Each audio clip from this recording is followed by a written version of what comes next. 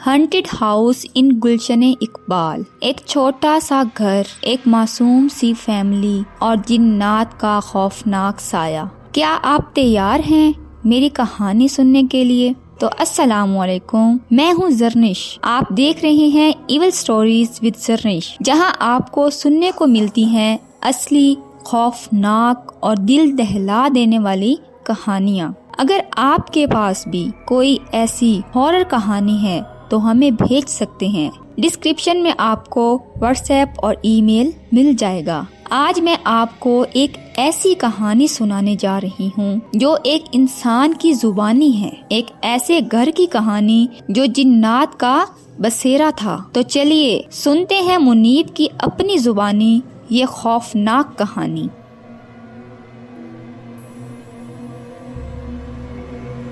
میرا نام منیب ہے اور جو کچھ میں آپ کو سنانے جا رہا ہوں وہ میری زندگی کا سب سے برا اور خوفناک تجربہ ہے۔ یہ واقعہ کچھ سال پہلے کا ہے، جب میں اپنی بیوی سمرین اور 2 چھوٹے بچوں علی اور نور کے ساتھ کراچی کے گلشن اقبال کے ایک چھوٹے سے گھر میں شفٹ ہوا۔ مجھے لگا کہ یہ گھر ایک نئی زندگی شروع کرنے کے لیے بالکل پرفیکٹ ہوگا، لیکن مجھے نہیں پتا تھا کہ یہ گھر میری زندگی کا سب سے برا فیصلہ بنے گا۔ جب ہم نئے گھر میں آئے تو شروع کے کچھ دن سب کچھ ٹھیک تھا، لیکن ایک دن سمرین نے مجھے بتایا کہ کچن کے کونے میں ایک پرانی الماری سے عجیب سی ٹھنڈی ہوا نکل رہی ہے، جیسے وہاں کوئی ہے۔ میں نے اس بات کو اگنور کر دیا،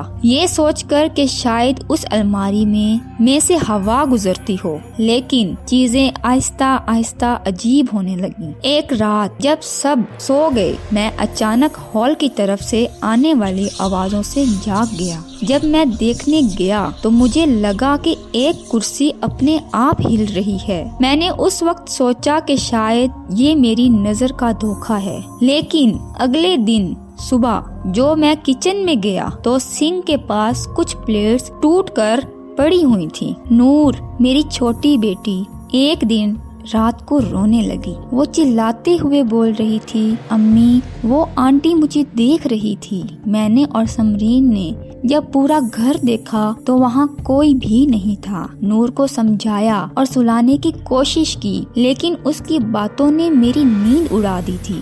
ایک رات جب میں لیٹ آفس سے گھر آیا تو مجھے لگا کہ گھر کے کارنر میں ایک سایہ مجھے دیکھ رہا ہے۔ جب میں اس جگہ گیا تو وہاں کچھ بھی نہیں تھا، لیکن ایک عجیب ٹھنڈی ہوا تھی جو سیدھا میرے چہرے پہ آ کر لگی۔ ایک ہفتے گزرنے کے بعد میری آنکھوں کے سامنے وہ ہوا جو میں کبھی بھی نہیں بھول سکتا۔ علی اپنے کمرے میں اپنے اسکول کا کام کر رہا تھا جب اچانک اس کا پین ٹیبل سے گر گیا۔ جب اس نے جھک کر پین اٹھانے کی کوشش کی تو وہ چلاتا ہوا بھاگ کر میرے پاس آیا اور بولا، ابو کرسی کے نیچے کوئی تھا، اس کا کالا ہاتھ مجھے پکڑنے والا تھا۔ میں نے اسے سمجھایا کہ اس کا وہم ہوگا، لیکن مجھے پتا تھا کہ اب گھر میں کچھ تو غلط ہو رہا تھا۔ رات کے 2 بجے میں ایک عجیب سی آواز سے جاگ گیا۔ جب میں نے اپنی آنکھیں کھولی تو دیکھا کہ ایک سایہ میرے بیڈ کے پاس کھڑا تھا۔ وہ ایک عورت کا سایہ تھا، لیکن اس کے ہاتھ نارمل نہیں تھے۔ اس کی انگلیاں لمبی اور ٹیڑھی میڑھی تھیں، جیسے انسان کی نہ ہوں۔ میں فریز ہو گیا۔ سایہ دھیرے دھیرے ہال کی طرف گیا اور اندھیرے میں غائب ہو گیا۔ سمرین کی طبیعت اس دن سے خراب رہنے لگی تھی۔ ایک دن جب وہ کچن میں کام کر رہی تھی، اس نے مجھے چلا کر بلایا۔ جب میں وہاں گیا تو دیکھا کہ ایک پرانی پلیٹ اپنے آپ ہوا میں اٹھ رہی تھی۔ جب تک میں وہاں پہنچتا پلیٹ زمین پر گر گئی اور ٹوٹ گئی۔ مجھے لگا کہ اب بس ہو گیا۔ میں نے ایک مولوی صاحب کو گھر بلایا۔ جب وہ آیا تو انہوں نے کہا، یہ گھر جنات کا بسیرا تھا، تم لوگ یہاں آئے ہو اس لیے وہ تمہارے ساتھ یہ سب کر رہے ہیں۔ انہوں نے سورۃ بقرہ پڑھنے کا کہا اور کچھ دن بعد سب ٹھیک ہونے لگا، لیکن کچھ وقت بعد پھر سے سب شروع ہو گیا۔ ایک رات جب نور اپنے کھلونوں کے ساتھ کھیل رہی تھی، اس نے مجھے کہا، ابو دیکھو میری فرینڈ آئی ہے۔ جب میں اس کے روم گیا تو ایک دھندلا سایہ نور کے ساتھ کھیل رہا تھا۔ میں نے نور کو اٹھایا اور وہاں سے بھاگ گیا۔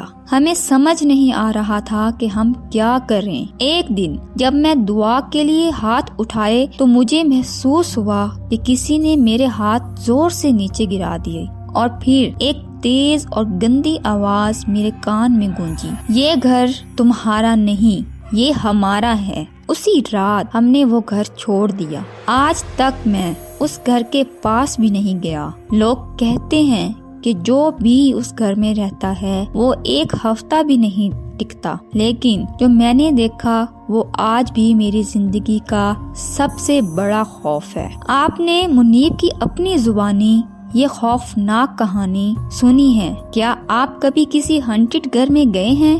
اگر ہاں تو اپنا تجربہ ضرور شیئر کریں، اور اگر آپ کو یہ کہانی پسند آئی تو چینل کو ضرور سبسکرائب کریں، ویڈیو کو لائک کریں۔ ملتے ہیں اگلی ایک اور خوفناک کہانی کے ساتھ، تب تک کے لیے اللہ حافظ۔